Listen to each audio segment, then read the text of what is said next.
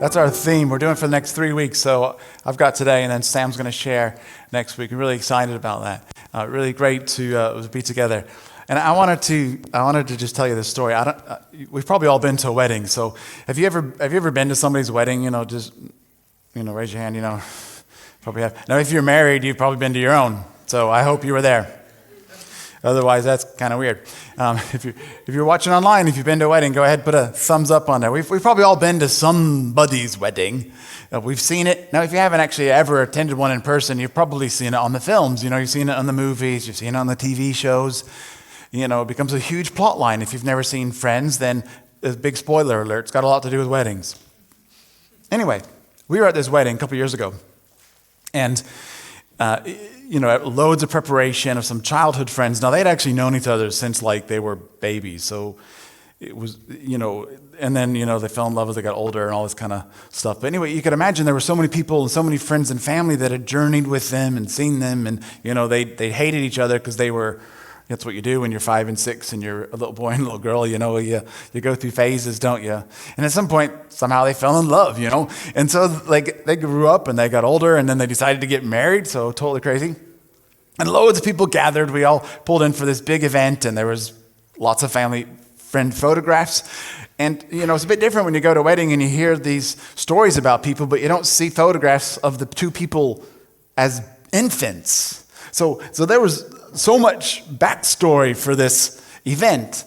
And people traveled from all across the country, north, south, east, and west, to this big to-do.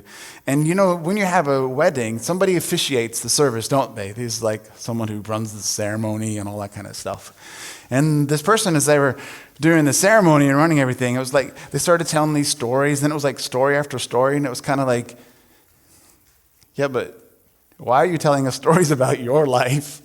And then it was okay, okay, you didn't really need to know how you met your partner. Wasn't that interested to find out about how things were going for you and your life. And it was kind of just sort of weird. And Beth and I are sitting there at the back and we sort of do that thing. I don't know if you've ever done it with a friend at a party and you sort of catch each other's eye and you're what's going on? Or it's time to go because this is just a drag. So we catch each other's eye at this ceremony. And we're it was really subtle, wasn't it? It's what is he on about? It's they're just talking about themselves. It's not about you. It was about this couple.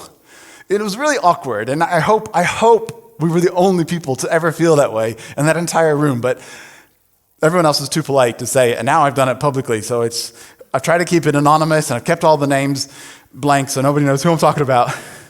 So your secret's safe with me. No, just kidding. Anyway, it was really weird. They made it all about themselves, and it was actually to do with something else. This event, this big event, was actually nothing to do with them. It was to do with somebody else. Now, I don't know if you've ever had an experience like that. If you've ever been somewhere and something sort of somebody kind of made it all about them, and it really wasn't. And the mad thing about this is, and this is what I love about the Bible, the stories, they're so human. The mad thing about this is it actually happens in the Bible. This same type of thing happens in the Bible. And it wasn't even written about just by one person, and it's not like a little side thing. It's written in 4 of the biographies about Jesus. So the biographies about Jesus are books about Jesus, and they're called Matthew, Mark, Luke, and John. You see, a Bible is a collection of books. It's not one book. It's like a library, and it's got all these books together. And Matthew, Mark, Luke, and John. Matthew, Mark, and John were eyewitnesses. They were some of Jesus' closest followers, and they're writing the biographies of their firsthand experiences. Luke is a book slightly different. He was like a journalist. He's an investigative reporter, and he does this stuff where he finds out information about the story, which is why Luke is the one who writes about when Jesus was born and when he came to earth, how it all started. Luke looks at it from a totally different perspective. So Matthew, Mark, and John are firsthand accounts, their experiences. Matthew, Mark, Luke, and John all write about this same story. Now, this same event wasn't a little small thing, a little side thing. This one event was so famous and so big, it actually has its own title. And people like Leonardo da Vinci painted paintings about this event, the Last Supper. And if you've never been to church before, if you've never followed Jesus, or you're like kind of exploring things, you've probably heard about this idea. And if you haven't heard about it, you've probably seen that very famous picture. Now, if you never saw that famous picture in a church, if you ever watched the Da Vinci Code films, again, another spoiler alert, but this has a lot to do with the film. So this is like an iconic image, the Last Supper. And the Last Supper was actually a Jewish feast, a Jewish festival. It was referred to this thing called Passover, and it was one of the most important, if not the most important celebration, event, thing in the Jewish calendar. And it was very intentional and deliberate. It wasn't one of those potlucks where it was like, hey, what should I bring? I don't know, just grab some crisps. We need a few more drinks. Bring some more drinks. It wasn't one of those like, you just bring it all and hope that you got enough stuff, or like, hey, somebody brings extra chicken. It wasn't one of those things. It was deliberate and intentional, and everything in the meal represented something else. So it was specific. It was required. It was done the same way for thousands of years. It was done, and it's still done. If you're an Orthodox or a traditional Jew, if you follow the Jewish faith, you still do a Passover meal, and it has to follow certain rules. Now, the meal had a 15-step feast, 15 steps. And what it represented was, again, you might have seen this movie with Charlton Heston, and he plays Moses. It kind of came on at Christmas time when I was a kid. And there's all these Egyptian Jewish slaves, and they get set free from Egypt. And the story that they're celebrating is when, like, all of the Jewish people are liberated in Egypt.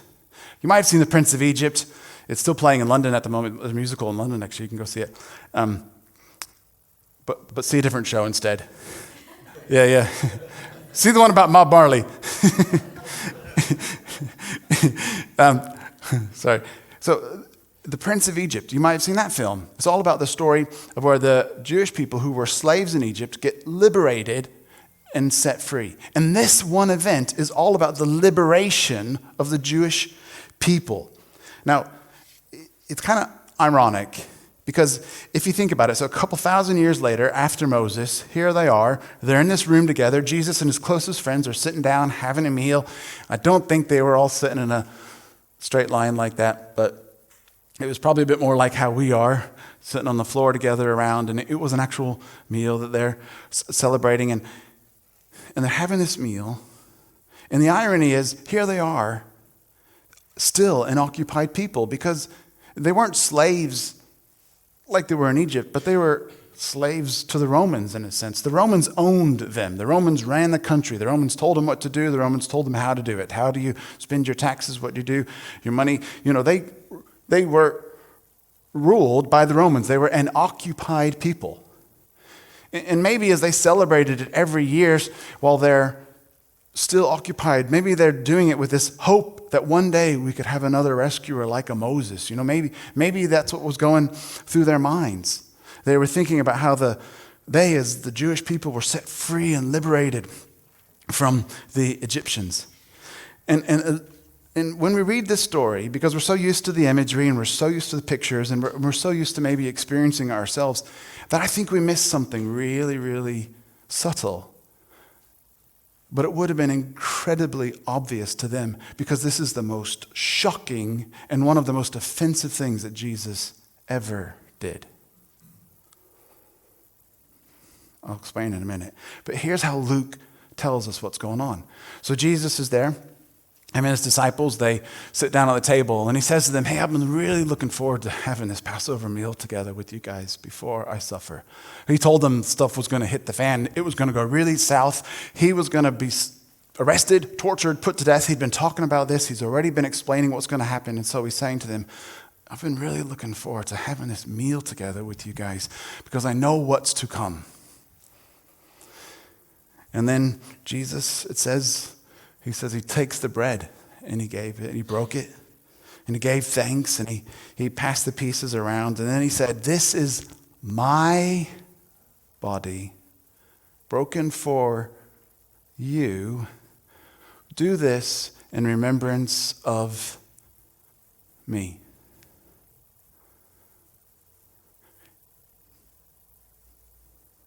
You know, they probably had that sideways glance at one another, like Beth and I did at that wedding, and we were like, "Him? Does he not know the story? It's not about you. It's about Moses." Okay, we've been doing this for thousands of years. Okay, we've been doing this meal for almost 2,000 years, and I'm sorry to drop the news, but it ain't about you, big boy. Okay, it's not. Okay, we were slaves in Egypt. Okay, we were mistreated, and then God showed up to Moses, and he said, "Let my people go," and we got set free. And the Red Sea, come on, don't you know the story? This is my body, broken for you. Do this in remembrance of me. How self-absorbed would you have thought that seemed? We miss it. It's so shocking. It's got to be one of the most offensive things that Jesus ever did. And we miss it because we're just so used to the stories and we don't experience it in the same way, of course. But it's shocking. And he carries on. And then he says, then Jesus also, man, he just keeps going, doesn't he? And then he takes the cup and the wine and he says, "This is a new covenant between God and his people. An agreement made with my blood poured out for you." And they're thinking, "Dude, do you not know this story?" Okay, here's what happened. Before we fled Egypt, Moses said there's going to be one final plague, one final curse, one final thing that's going to happen. And you got to take a lamb and you got to sacrifice it. And you got to take the blood of the lamb and you got to paint it on your doorposts. Because tonight, an angel of death is coming. See, now it got really exciting, didn't it? It was like, the angel of death. So tonight, the angel of death is coming. He's going to pass by the houses. And if your house doesn't have the blood on it, then your firstborn son will die. It sounds crazy and extreme. I know. That would be a bit more of an exciting movie, wouldn't it?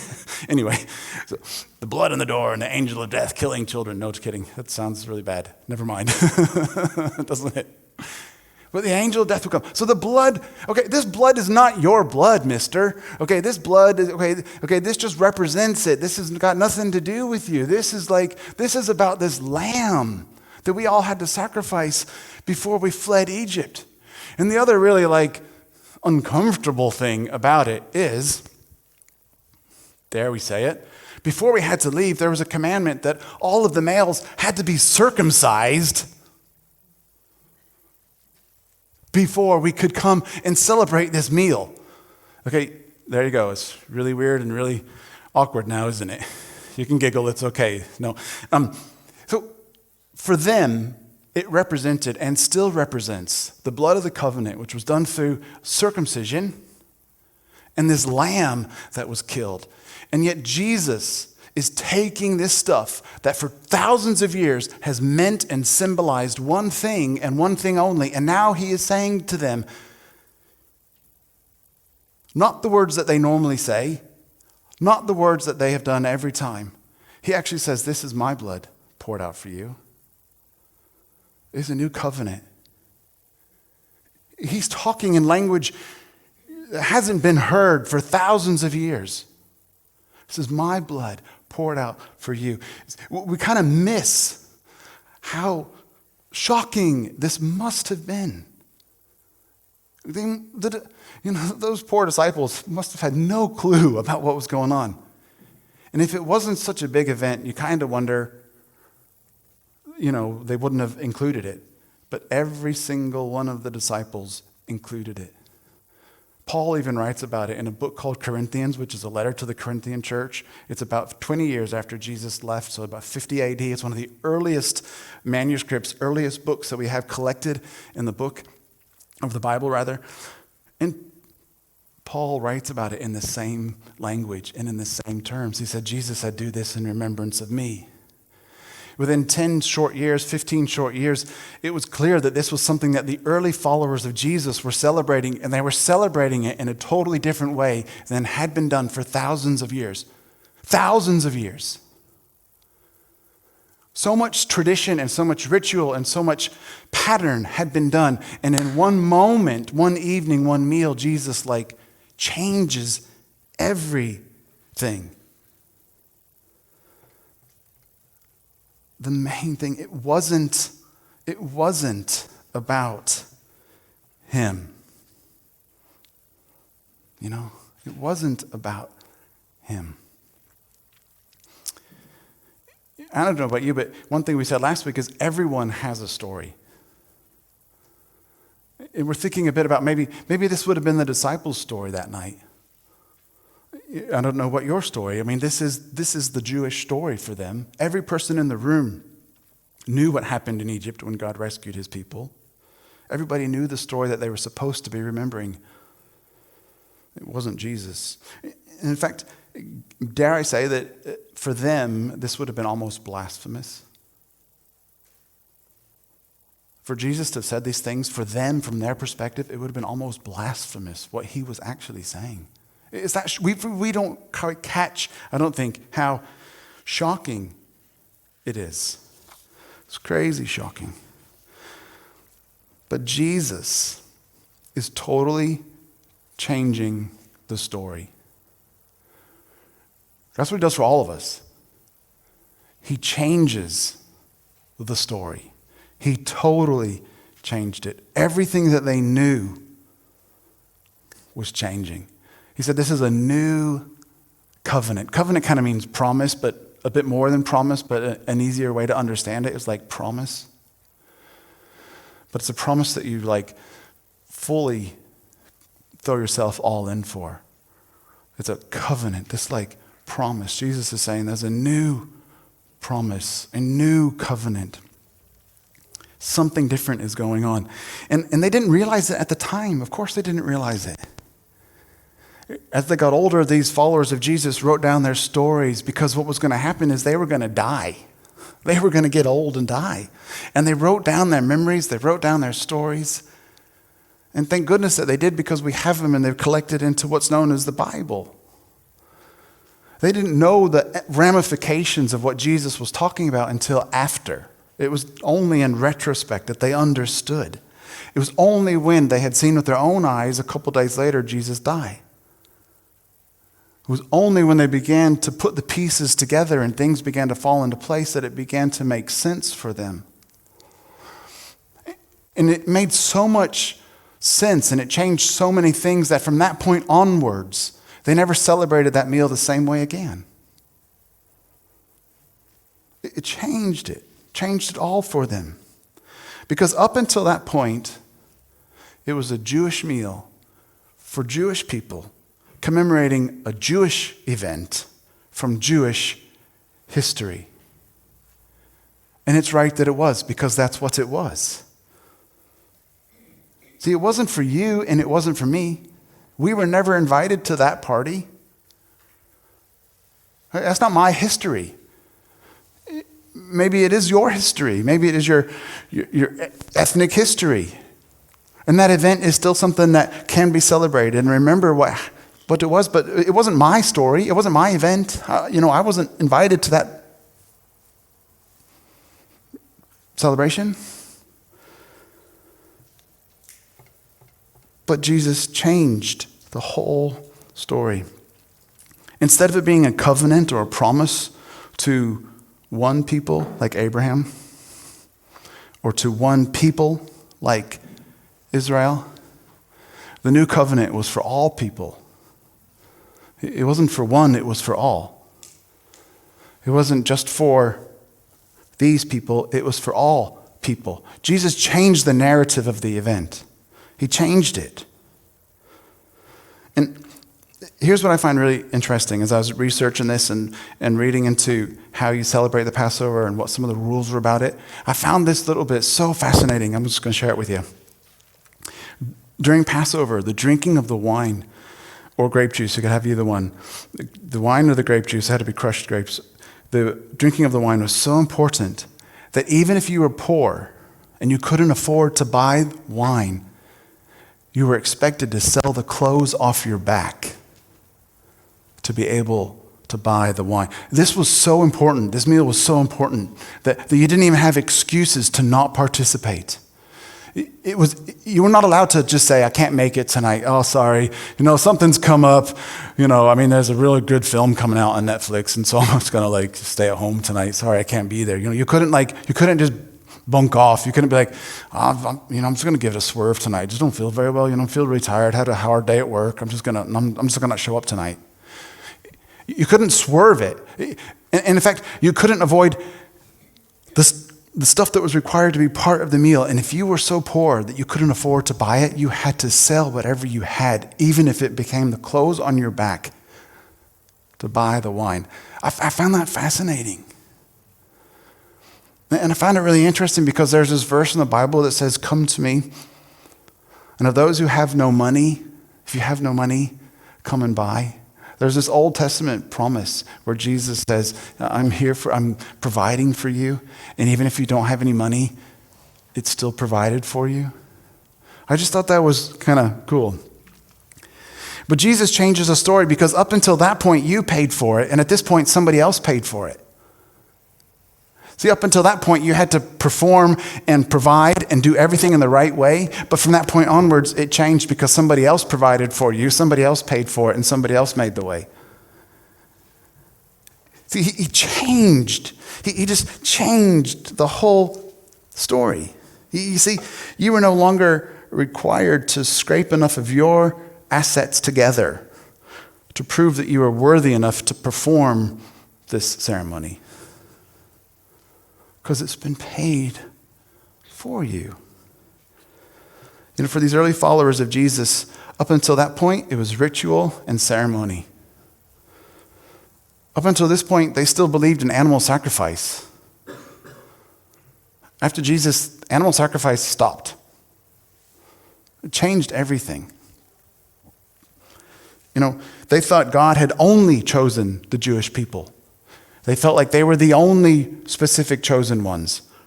From that point onwards, it was a covenant for all people, not just for one people.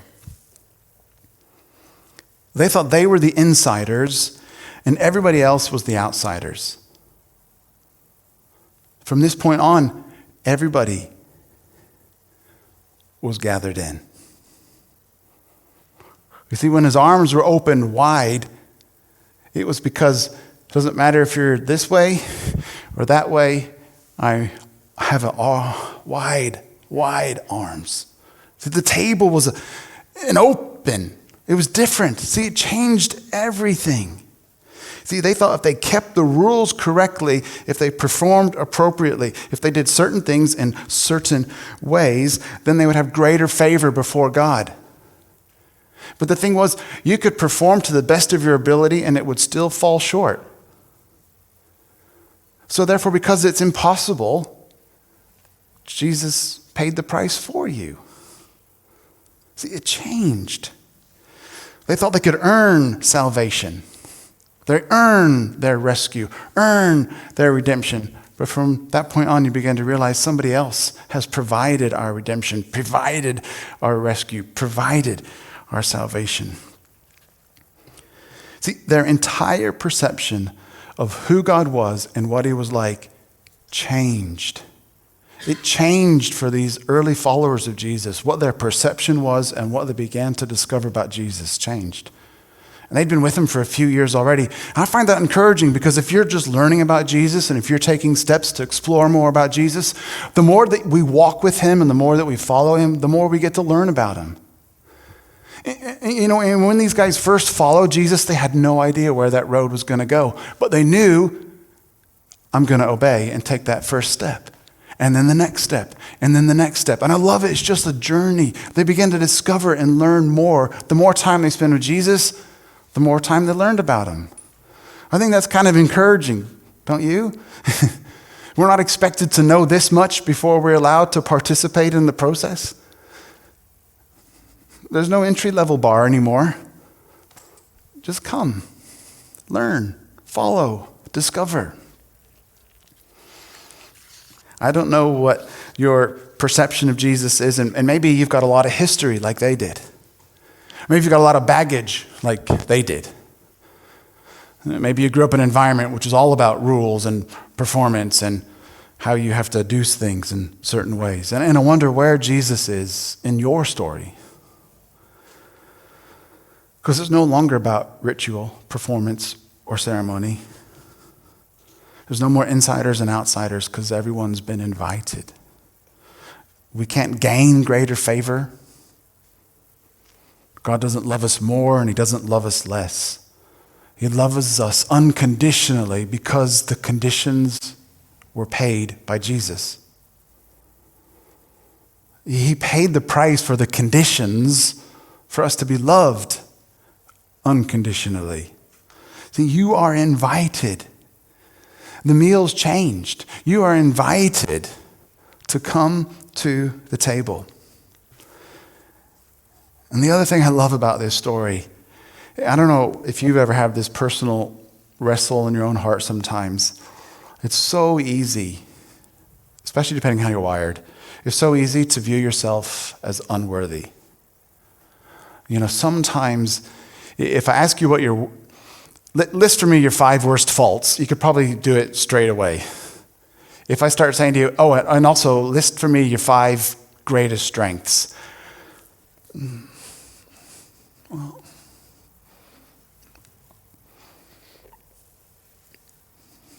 you see, I don't know, maybe sometimes it's just easier to look in the mirror and see where we have fallen short rather than, I don't know. And when I wrestle with my own feelings of maybe I'm not worthy enough, this moment, this table is an incredible reminder about who was sharing a meal with Jesus. Because Jesus had a meal with those people who had no idea about what was really going on, and he still ate with them. They didn't know what he was talking about, and yet he still ate with them. He had a meal with a group of people, and in fact, one of those people at that meal was going to go out and betray him. Another one would leave that meal and later deny that he ever knew him. All of them would desert him. Less than 24 hours later, he gets arrested, and they all scarper. I mean, what a great bunch of friends, right? Hey guys, it's so good to be together. It's lovely. We had a great time on Friday. Saturday morning, you're like, what the heck is everybody? They've left me. Jesus had a meal with those who a few verses later, this is why I love the Bible, it's so honest. In a few verses later, the story, you know how they write about it? They start writing about how they started arguing amongst themselves who was Jesus' favorite. Who was the greatest? Who was the best? I mean, why would you even write that? Why would you record that unless it really happened? Here I am, I'm writing my memoirs. I'm nearly on my deathbed. I'm about to die. I'm going to write my memoirs of my time with Jesus. I know what I'll include. Another one of my most embarrassing moments. Here we are at the Last Supper. You might have heard about it. It's a film. No, you might have heard about it. Oh, and by the way, we all sat there arguing about which one of us is Jesus' favorite and who's the best. Jesus had a meal with people who didn't understand what was going on. Jesus had a meal with people who had no clue what was happening. He had a meal with people who were later going to betray him, desert him, walk away. And in the midst of this special moment, they're actually arguing amongst themselves about which one of them is the greatest. Now that's cool because it sounds like a family meal in my house, okay? Right? This is like perfect dysfunction. This is great, right? Isn't it nice to know that you're all kind of normal? And when we have Christmas meals coming up and things like that, and those parties and those events where you got a weird uncle and all that kind of stuff happens, it's like, whoa. Wow. Okay, these are like real people who went through real things in real life. And Jesus shared a meal, and he was okay sharing a meal with that motley crew of misfits. And then I think, wow. they were worse than me, so I'm okay. No, you think, wow, if Jesus' heart was that wide, then it's okay for me to be at the table. Why should I have ever thought it was about my worth and I needed to be worthy when in fact he's invited me? So the invitation proves I'm worthy. Because if you've been invited, you know that you're worthy to be there because the invitation says, I want you there. I want you to be there. I've invited you. I've invited you. I want you to be there. It's not a haphazard invitation. I want you to be there. I want you to be there. And I don't know where Jesus is in your story, but I hope that you hear those words. I have invited you, and I want you to be there. You don't have to have it all figured out. You don't have to have even all of the understanding. It's okay. And the beauty of an invitation is I have the right to refuse it. See, Jesus is about following him and learning to discover more about him, but he doesn't force you to comply. He purely invites you to journey. And I don't know, maybe you've had an invitation from a friend before and you've said, I can't make it, I'm really sorry, and you refuse the invitation. Isn't it lovely that Jesus says you're invited, but then gives you the right to choose what you do with the invitation? Because he's not going to violate your will. He's not going to violate your free choice. He gives you the invitation. I just love it. It's so cool. Their lives were surrendered to Jesus as they just took step after step. They learned more and more. And he's offering a total new way for all of us to live. He's offering a new way for all of us.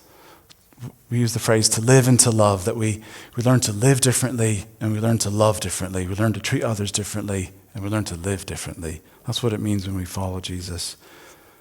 Today there's an invitation for you to stop trying to prove yourself, to stop trying to go through ritual and ceremony as if you have to somehow jump high enough or dance fast enough or sing great enough for God to give his favor to you. No, it's not about any of that stuff anymore. It's an offer for you to stop trying to earn his favor. It's an offering for rituals to stop and a relationship to start. We're going to close with a song, and we've got the lyrics are going to come up. There's we're just going to close with this song. You can watch along, you can read along.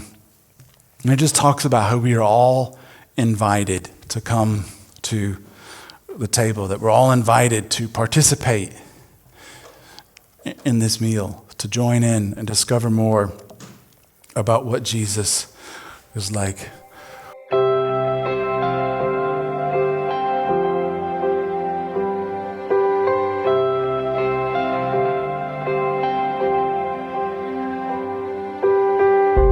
We all start on the outside looking in. This is where grace begins.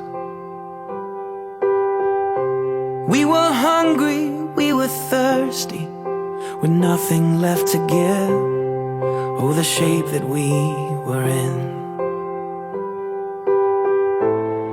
And just when all hope seemed lost,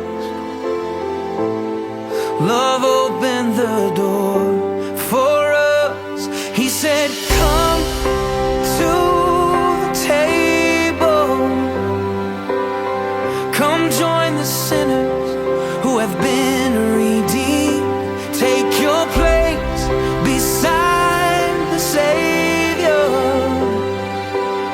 Sit down and be set free. Come to the table.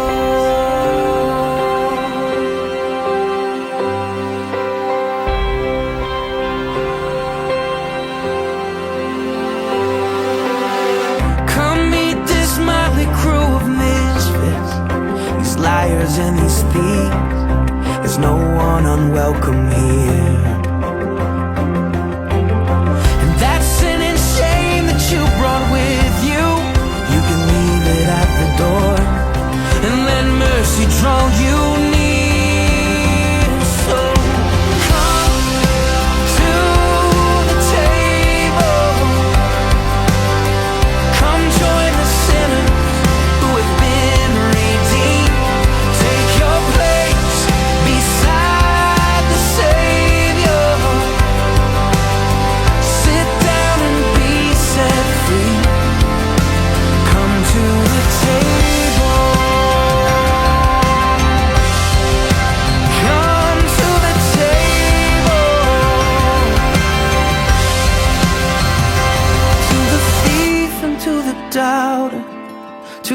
hero and the coward, to the prisoner and the soldier, to the young and to the older, all who hunger, all who thirst, all the last and all the first, all the paupers and the princes, all who failed, you've been forgiven, all who dream and all who suffer, all who loved and lost another, all the chained and all the free, all who follow, all who lead, anyone who's been let down, all the lost you have been found, all who've been labeled right or wrong, to everyone who hears this song,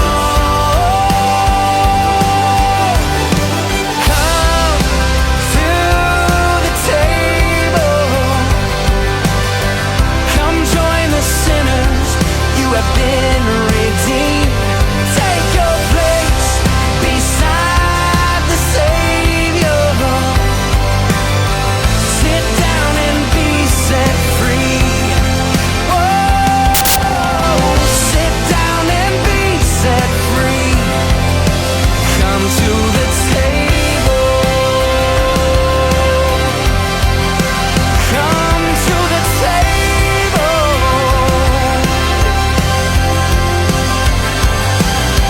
sit down and be set free, come to the table.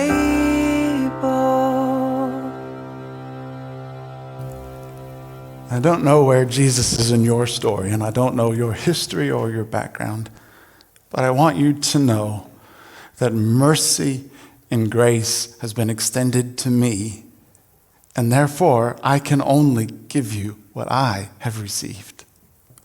I got an invitation once, and I came to the table, and I found that if I was invited and if I was welcome, then other people were as well. And I want you to know beyond a shadow of a doubt that you are invited to the table to discover more about what Jesus has done and can do and is doing in your life. And I want you to know that you're welcome to learn and discover more, because none of us have it all figured out. And if you're looking for a church with perfect people, you've come to the wrong place, because, well, it doesn't exist, so move on. But if you would like to speak to us anymore today, maybe you think, I'd like to make a decision today. Maybe today you feel like, yeah, I want to make a decision and say, yeah, Jesus, I'm going to follow you. I don't know yet how this works out, how it goes, but I'm going to make a decision today. I just know in my heart's something's going on inside me, and I need to make a choice to follow you. If you'd like to do that, we would love to pray with you. And we'd love to walk with you and journey with you as we all journey together. And if you'd like to do that, I'll just be over here at the end. Please feel free to just come and speak to us at the end. I would absolutely love to speak to you if you have any questions or want to talk about anything else a bit more. We'd love to do that.